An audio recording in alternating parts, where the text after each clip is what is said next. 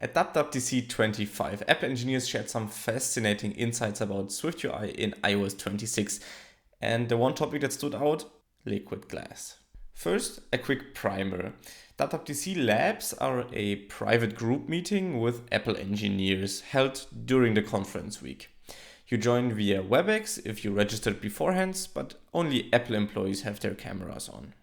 These labs are meant to answer developer questions. So now let's dive into liquid glass, Apple's ultra smooth blur effect used throughout the system in iOS 26. Here's what I said not to do. Avoid glass over glass. Don't stack multiple blurred views on top of each other, like using glass effect inside a list or a scroll view. It creates rendering issues and hurts performance. Avoid scrolling glass. In general, keep your glass effects static. Moving blurred backgrounds can cause visual artifacts and also impact both performance and accessibility of your app. Use glass effect container. This is the right way to go.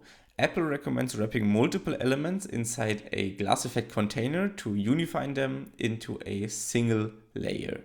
When interactive, this gives you the morphing effect for free. Perfect for making custom components feel native. And one tip, don't confuse this with the new pick up glass transition on tab views. That's a different kind of magic. Design-wise, iOS 26 tones things down a bit. System components now use less color than before, so when you do use color, make it count. Move your brand colors out of the navigation bar and into the scrollable content beneath the navigation bar.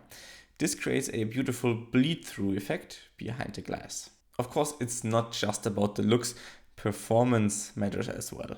Avoid using for each with indices. Now, this is an old tip, but instead you should iterate over an identifiable collection. That way SwiftUI understands what a row is and can optimize the rendering of this list. Try the new performance instrument in Xcode 26. This helps pinpoint exactly which line of code is causing lag, especially in lists and scroll views. Watch your image sizes. Big images can lock up the main thread. Scale them before loading, ideally when users upload them or when you add them to your asset catalog. The scale of course depends on where you want to use the image in your app. So that's what Apple engineers are saying about liquid glass in iOS 26. If you want your app to look sharp and stay fast, follow these tips.